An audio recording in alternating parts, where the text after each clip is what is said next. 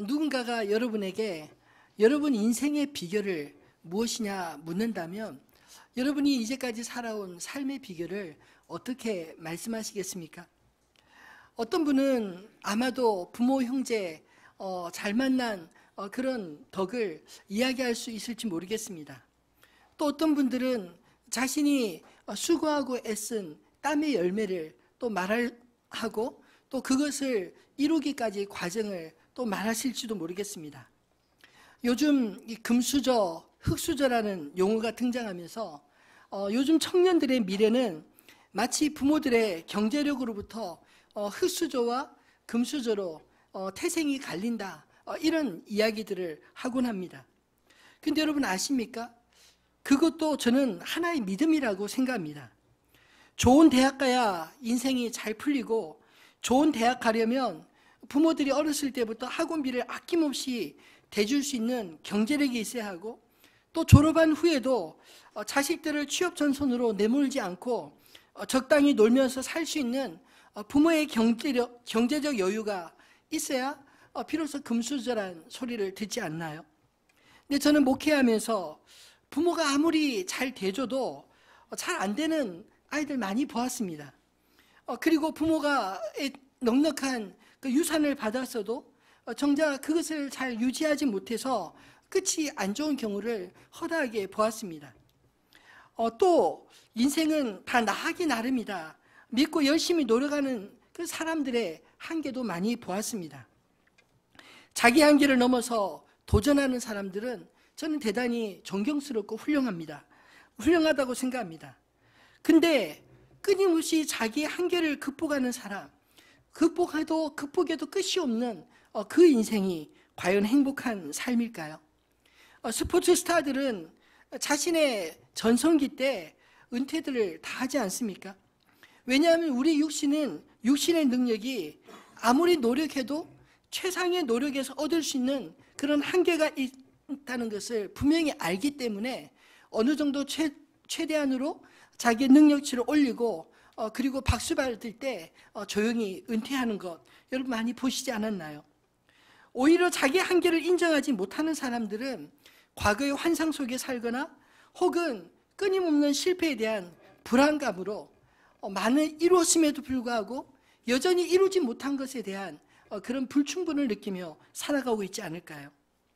오늘 우리가 읽은 이 창세기 49장의 말씀은 하나님의 사람 야곱의 그 인생의 마지막을 이야기하는 말씀입니다. 야곱은 자신의 임종이 가까운 것을 알고 힘을 내어서 12아들들을 불러다 하나님께서 그들의 인생 가운데 보이실 후일에 당할 일을 유언이라고 하기는 좀 그렇고 또 축복이라 하기에도 좀 그런 예언 형식의 축복문을 각 아들마다 남기고 있습니다. 야곱의 인생을 한마디로 표현한다면 축복을 쫓는 인생이다, 이렇게 말할 수 있지 않을까요? 아버지 이삭에게 그 장자의 축복을 받고 싶어서 어머니와 짜고 형 에세의 축복을 가로챈 전력이 있습니다. 그 후 하나님께로부터 직접 그는 복을 받았고 이제 자신의 마지막을 아버지로서 그 아들들을 축복하며 인생을 마무리하고 있기 때문입니다. 우리가 성경을 읽을 때 우리 인생의 비결을 이 말씀들을 통해서 발견할 수 있게 되기를 바랍니다. 사실 성경 속의 인물들을 가만히 살펴보면 단지 부모를 잘 만나서 혹은 남들보다 더 많이 노력한 결과로 그들이 성경 속에 믿음의 인물들이 되었을까요? 물론 믿음의 사람들에게도 저는 이런 요소들을 무시할 수는 없지만 제가 보기에 더 중요한 요인은 그들이 한결같이 하나님을 만났기 때문에, 하나님으로부터 오는 복을 받았기 때문에 성경 속의 믿음의 삶을 발자취를 남길 수 있었던 것 아니었을까요? 여러분 한번 생각해 보십시오. 하나님 없는 아브라함, 하나님 만나지 못한 이삭, 하나님의 축복을 경험해 보지 못한 야곱, 하나님과 동행하지 않았던 요셉, 여러분 그런 인물들을 생각할 수 있나요? 하나님의 사람 야곱이 그 아들들을 불러 모으고 마지막 남긴 이 축복의 메시지를 통해 하나님께서 우리 각자에게 들려주시는 그 음성을 들을 수 있게 되기를 바랍니다. 그렇다면 야곱의 축복이 오늘을 살아가는 우리에게 던지는 메시지는 무엇일까요? 솔직히 오늘 이 본문에 나와 있는 야곱의 12 아들들의 그 축복의 내용이 우리에게 직접적으로 의미 있게 들리는 말씀은 아닙니다. 왜냐하면 우리는 이스라엘의 어느 한 지파에 속해 있지 않기 때문에 이 중 하나의 축복의 메인자들이 결코 아니기 때문입니다. 그들의 축복을 머리로 배운들 무엇이 유익할까요? 제가 말씀을 준비하면서 이 축복을 배열도 해보고 각 인물별로 조사도 해보고 해봤는데 이것 해봤자 마치 성경 공부하면 깨닫는 게 있을 텐데 짧은 시간에 메시지로 전하기에는 좀 부족한 것 같아서 그냥 전체 틀을 가지고 말씀을 나누고 싶습니다. 오늘 이 축복의 사람 야곱을 통해 우리가 무엇을 갈망하며 살아야 하는지, 하나님의 축복이 요새 말로 실화가 어떻게 하면 실화가 되는지 아는 믿음, 이게 중요하지 않을까요? 그런 측면에서 오늘 주시는 야곱의 축복을 통해 지난 시간에 이어서 또 2가지 메시지를 함께 나누고 싶습니다. 첫 번째는 야곱과 같이 축복을 누리시는 그런 인생들이 되시기를 바랍니다. 야곱과 같이 축복을 누리는 인생이라 되라는 이 말씀을 마치 기복적인 인생을 살라 이런 말씀으로 듣지 않았으면 좋겠습니다. 성경에서 복은 대단히 중요한 개념입니다. 그런데 기복신앙이 성경적 복의 개념을 혼동하게 만들어서 좋은 것도 좋지 않게 복에 만든 것 같습니다. 여러분, 우리 인간이 무엇으로 말미암아 이 땅에 행복하게 살 수 있겠습니까? 하나님이 우리에게 주시는 평강과 하나님이 주시는 복이 있어야 우리 인생의 진정한 만족을 얻을 수 있는 것 아닐까요? 이 복은 자신의 한계를 깨닫고 복의 근원 되신 전능하신 하나님을 의지하는 사람에게 하나님께서 은혜로 그의 삶을 인도하시는데 그것이 우리가 궁극적으로 추구해야 할 복이 아닐까요? 하나님을 잘 모르고 하나님이 거저 주시는 복만 구하는 그런 신앙을 기복적 신앙이라고 한다면 우리가 이 기복신앙에 빠지지 않으려면 하나님이 주시는 복만 구할 것이 아니라 하나님을 더 깊이 알아가야 될 줄 믿습니다. 왜냐하면 하나님이 주시는 모든 복은 그의 성품에서 나오기 때문입니다. 요셉과 같이 하나님과 동행하는 인생이 궁극적으로 축복의 통로로 쓰임받게 되는 것 아니겠습니까? 야곱은 어렸을 적부터 아버지 이삭의 축복을 갈망했던 그런 아들이었습니다. 이 야곱이 왜 그토록 장자의 축복에 그토록 사모했을까요? 그는 할아버지 아브라함의 하나님, 아버지 이삭의 하나님이 자신의 인생에서도 동일하게 만나주시고 자신의 인생길을 인도해 주시기를 그렇게 사모하는 마음이 있지 않았을까요? 사실 우리가 읽는 이 성경에서 야곱의 실질적인 역사는 형 에서 대신 아버지에게 장자의 축복을 가르친 이후의 이야기들인 것입니다. 창세기 28장에 형을 피해서 바다나람으로 도망가다가 베델에서 하나님을 만나고 축복을 받고 난 이후로부터 비로소 이 야곱의 생애 가운데 하나님의 개입하심, 하나님의 역사하심, 하나님의 축복들이 보이지 않습니까? 그리고 오늘 본문 49장까지 야곱이 하나님을 경험하고 난 이후의 삶은 역시 늘 평탄한 것은 아니었지만 야곱의 생애에서 하나님을 빼면 절대로 설명할 수 없는 그런 수많은 복을 그가 누리며 살지 않았나요? 빈몸으로 삼촌 집에 갔다가 20년 만에 돌아올 때는 12 아들과 자녀들과 4명의 아내들 그리고 가축들이 얼마나 많은지 내 때로 나눌 수 있을 만큼 많아지지 않았습니까? 그리고 야곱이 위태로운 일을 겪을 때마다 하나님이 직접 개입하셔서 삼촌 라반이 뒤쫓아올 때도 하나님께서 그 위기를 막아주셨고 형 에서가 400명의 군대를 데려올 때도 그의 마음을 녹여주시고 막아주셨습니다. 그리고 세겜의 위험으로부터 그가 어찌할 바를 알지 못할 때 하나님께서 다시 베델로 올라오라. 그리고 주변의 많은 민족들을 두렵게 함으로 그를 지켜주시지 않았습니까? 그분이 바로 하나님이신 것입니다. 야곱이 바로왕 앞에서 자신의 인생을 험악하게 세월을 지냈다 이렇게 말하였어도 오늘 본문의 말씀처럼 숨지기 직전에 12명의 아들을 불러놓아 한 명 한 명 그들의 장래를 예언하듯 축복할 수 있었던 것은 그가 먼저 하나님을 알고 하나님이 주시는 복을 풍족히 누렸기 때문에 가능한 일 아닐까요? 야곱은 우리 인생에서 무엇이 가장 필요한지를 분명히 알았던 그런 사람이었습니다. 그래서 아버지에게 그토록 축복을 받고 싶어 했고 그 역시 인생의 마지막을 자식들을 위한 축복으로 마무리하고 있는 것입니다. 저는 성경을 묵상하면서 야곱처럼 하나님의 축복을 많이 누렸던 사람이 있었을까? 이런 생각이 듭니다. 야곱은 축복을 머리로 안 것이 아니라 매 순간 삶에서 부딪히며 배워갔습니다. 양을 치면서도 하나님께서 함께 하심으로 그 양들이 번성하는 것을 보았고 자식들을 낳으면서도 그리고 이사를 다니면서도 심지어 위험한 일을 만나 두려움에 떨고 있을 때도 하나님이 친히 찾아오셔서 그의 보호자가 되어주시고 생명의 주권자가 되어주셔서 자신에게 처음 하신 그 약속, 그 언약을 어떻게 이루어가는지를 하나님께서 친히 보여주시고 인도하지 않았습니까? 야곱을 이끌었던 이 축복의 삶을 저와 여러분들도 함께 누릴 수 있게 되기를 소원합니다. 야곱의 축복은 그저 좋은 부모 만나서 이루어진 것이 아니었습니다. 오히려 야곱이 축복을 받은 후 아버지 이삭을 떠나 나그네 인생을 살며 온갖 어려움을 다 겪지 않나요? 그가 고향으로 돌아올 때 그의 모든 소유물들은 사실 아버지 이삭에게 유산으로 받은 재산이 아니었습니다.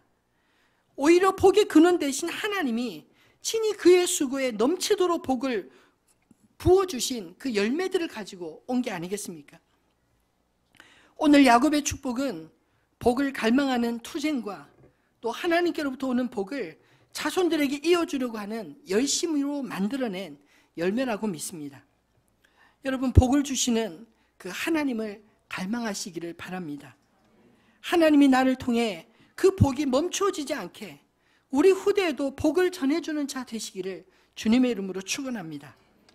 부모로서 자식들에게 하나님이 주시는 복으로 살아가는 삶을 친히 보여주고 우리의 마지막 순간까지 자녀들에게 하나님의 복을 빌어주는 저와 여러분이 되는 것, 이것이 신앙의 아름다운 열매가 아닐까요?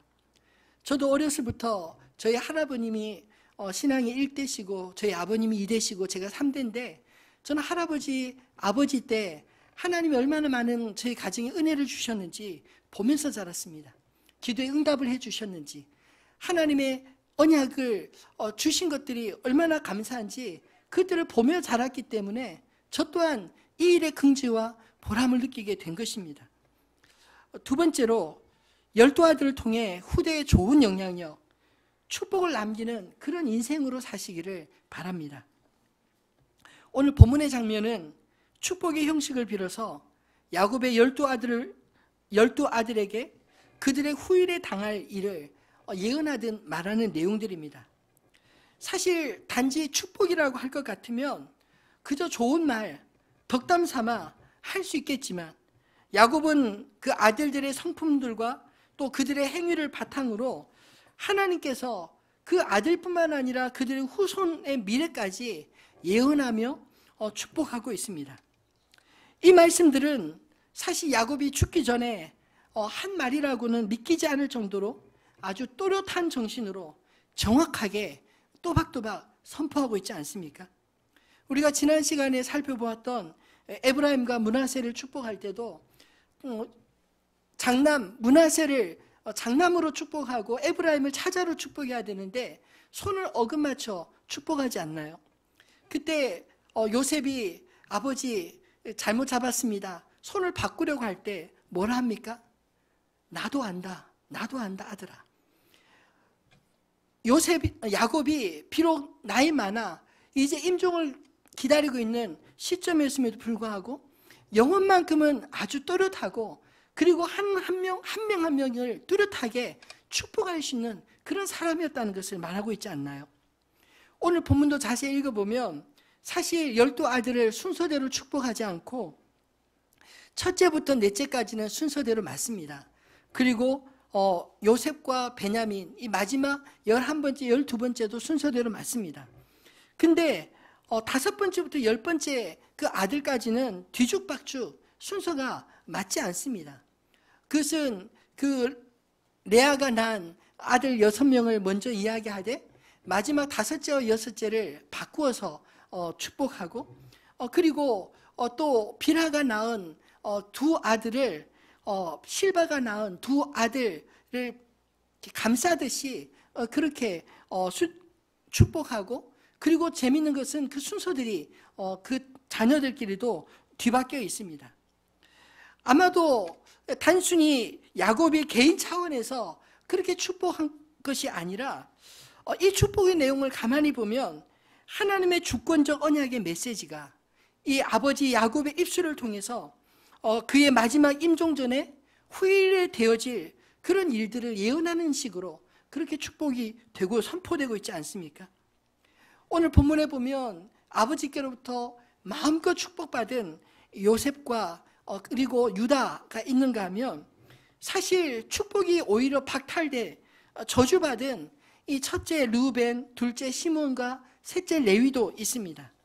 그리고 나머지 7명의 자녀들은 각자의 성향대로 펼쳐질 그들의 미래에 대해서 보여주고 있는데 이 모든 것들은 사실 그 아들들의 개인적인 미래를 넘어서 이스라엘의 각 지파를 향한 하나님의 미래의 청사진 같은 그런 성격이 오늘 본문의 내용에 담겨져 있는 것 아닐까요? 이 말씀들은 사실 야곱의 12아들 때에 다 이루어지지 않았습니다. 수백 년의 역사를 통해 그 후손들을 통해 이스라엘 백성들이 가나안에 정착하는 과정에서부터 왕정을 이루는 그 과정 속에서 그들이 하나하나 성취되고 있다는 것입니다. 그래서 야곱의 이 축복들을 묵상해 보면서 우리는 구약의 역사 가운데 그 후손들의 미래가 어떻게 펼쳐질지 그리고 펼쳐지고 난 이후에 그 원인이 어디로부터 시작됐는지를 또한 깨닫게 되는 것입니다. 야곱의 입을 빌어서 하나님의 계획이 기록되어 성취되는 것을 보면 우리는 하나님을 경외할 뿐만 아니라 부모의 입을 빌어서 자손들의 미래를 축복하게 하심을 통해서 이 땅에 하나님의 대리자인 부모를 공경하게 하시는 하나님의 뜻이 이 속에 담겨져 있는 것 아닐까요? 이 예언의 말씀들은 사실 상당 부분 이 12아들들의 성품과 삶의 결과들이 그들 당대뿐만 아니라 그들의 후손들에게까지 어떻게 영향을 미치고 있는지를 보여주는 중요한 열쇠가 되고 있습니다. 사실 부모는 원하든 원하지 않든 우리 자녀들에게 영향을 미치지 않습니까? 좋은 영향을 미치는 부모도 있고 나쁜 영향을 미치는 부모도 있는 것입니다. 왜냐하면 우리 자녀들은 우리 부모들의 말을 듣고 배우는 것이 아니라 그 삶을 보고 배우기 때문에 그런 것입니다. 그러므로 부모가 잘못된 생각을 하고 그것들을 가정에서 자연스럽게 삶으로 보여지면 자녀들 역시 똑같이 잘못된 생각과 길을 가지 않겠습니까?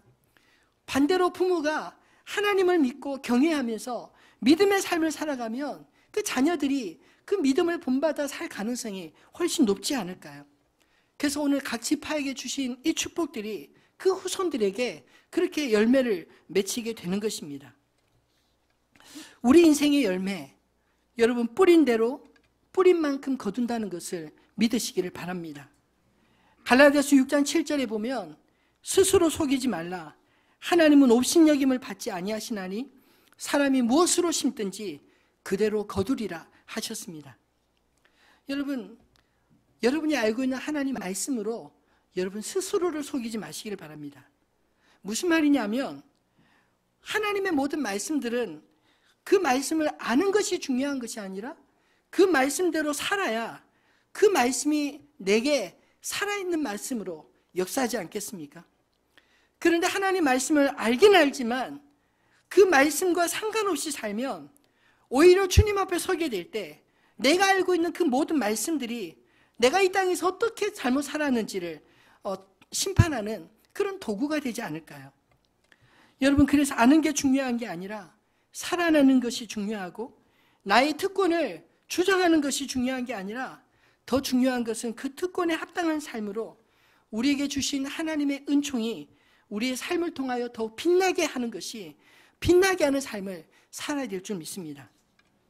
오늘 우리가 살아가는 삶의 흔적들이 여러분 나만의 삶이 아니라 나의 자녀들과 후손들에게 그대로 영향을 미치며 살아가야 된다면 여러분 어떤 영향을 미치며 살아가기 원하시나요? 제가 20대 중반에 처음 전도사 시절을 할 때 제가 섬기던 교회에 한 청년을 잊을 수가 없습니다. 이 친구는 사실 다른 지방에서 직장 때문에 좋은 직장을 얻어서 그 여수의 그 GX 칼텍스에 정식 직원으로 취직을 해온 친구입니다. 근데 고등학교밖에 나오지 않았지만 이 특채로 채용이 됐는데 그 친구의 가정 형편을 들어보니까 기가 막히더라고요.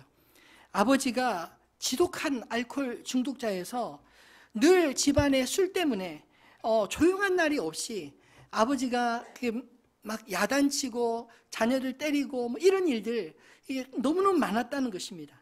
그렇게 불행한 어린 시절을 보내면서 이 친구가 생각하기를 자기 아버지의 삶, 그 술 주정하는 삶을 내가 대물림하면 안 되겠다, 이런 생각을, 기특한 생각을 하고 도저히 자기 혼자서는 그렇게 할 수 없을 것 같으래요.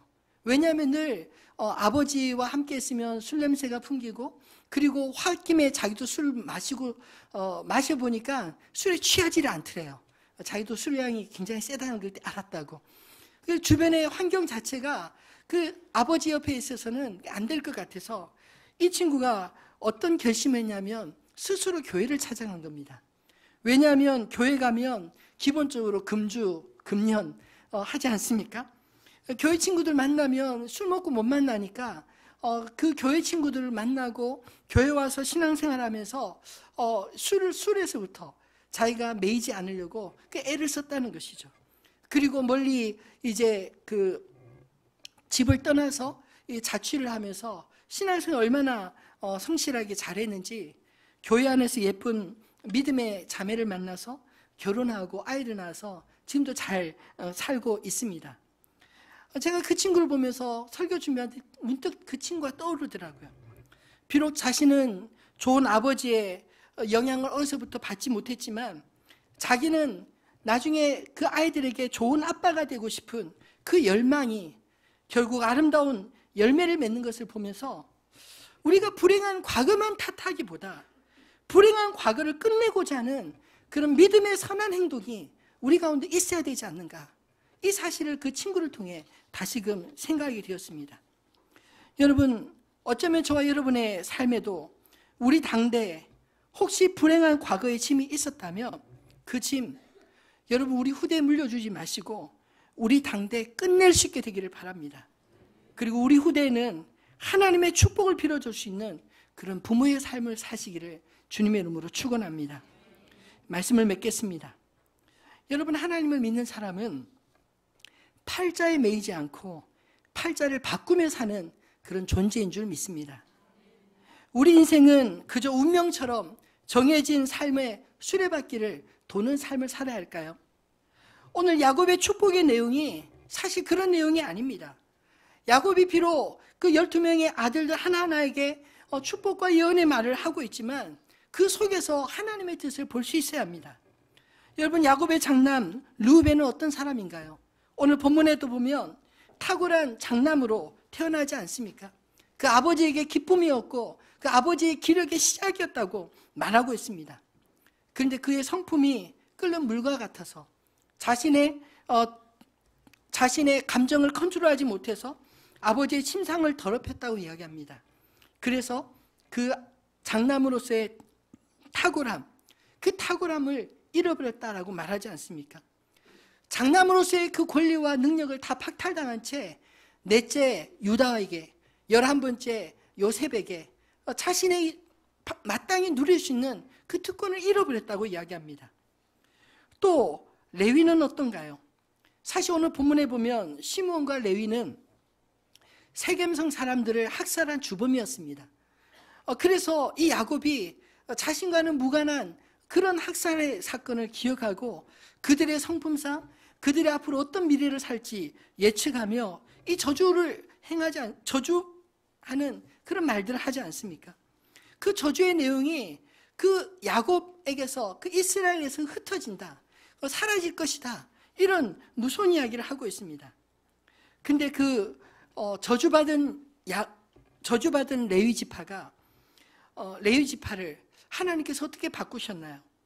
그 저주를 그 후손 레위 지파의 모세와 아론의 온유함으로 하나님 앞에 섬기는 레위 지파, 제사장의 축복의 직분으로 하나님이 바꾸시지 않습니까? 민수기 18장 20절 말씀 우리 같이 한번 읽어볼까요? 여호와께서 또 아론에게 이르시되 없겠고 그들 중에 아무 분깃도 없을 것이나 내가 이스라엘 자손 중에 내 분깃이요 내 기업이니라. 아멘. 다른 12지파는 다 땅을 기업으로 받았지만 레위 지파만큼은 땅을 기업으로 받지 못했습니다.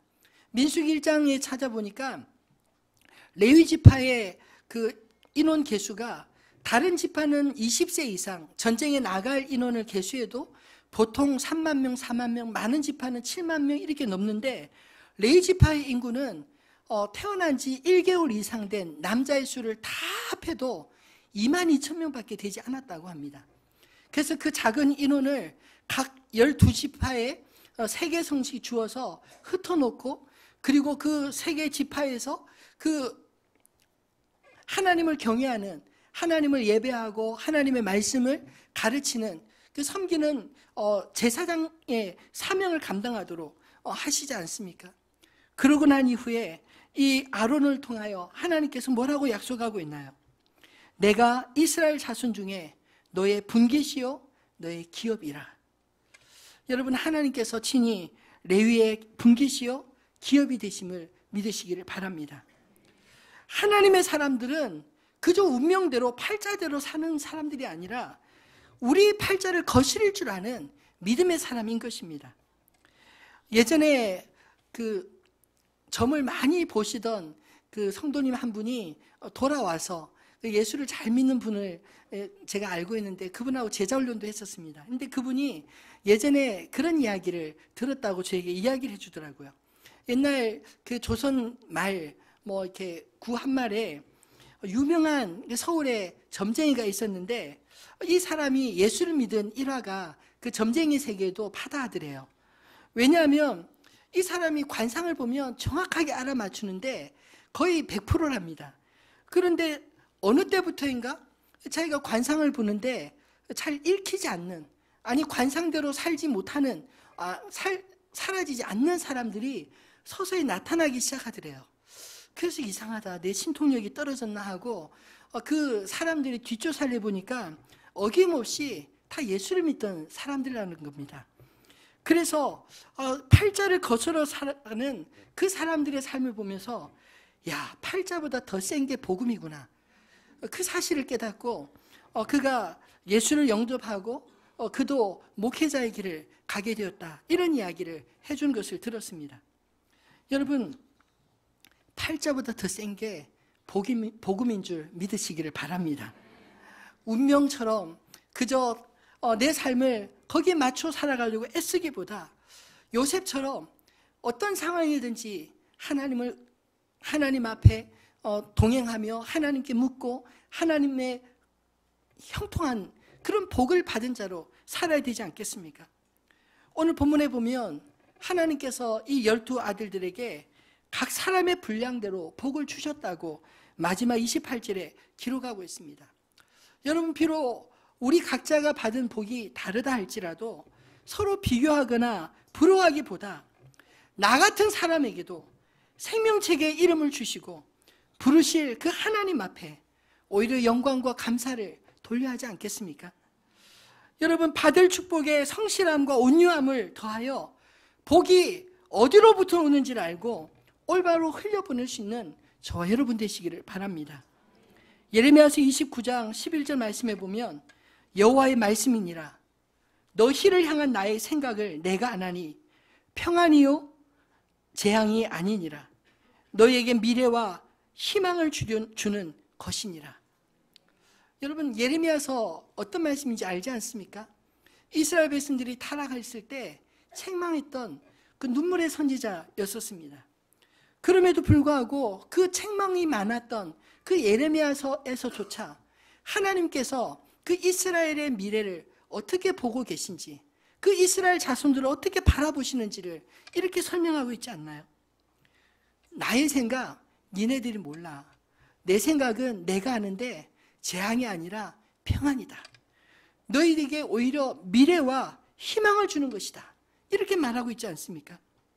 여러분, 나를 향한 하나님의 뜻, 여러분 스스로 판단하고 스스로 두려워하지 마시고, 하나님의 뜻 우리는 잘 알지 못하지만 그러나 분명한 것 말씀처럼 나를 향한 평안한 마음을, 나의 미래를 위해서 오히려 나를 연단하시고 준비시키시는 줄을 믿으시기를 바랍니다.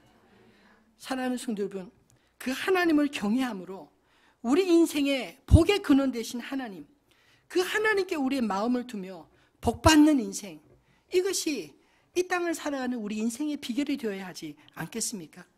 이제라도 누군가 우리의 삶의 비결을 묻는다면 그저 집안 자랑 또는 우리의 학력과 우리의 직장 자랑, 우리의 백그라운드를 자랑하기보다 나의 나된 것을, 나의 나됨을 허락하신 그 하나님의 은총을 자랑하고 그 하나님을 의지하여 팔자를 뛰어넘는 그런 복된 인생으로 사시기를 주님의 이름으로 축원합니다.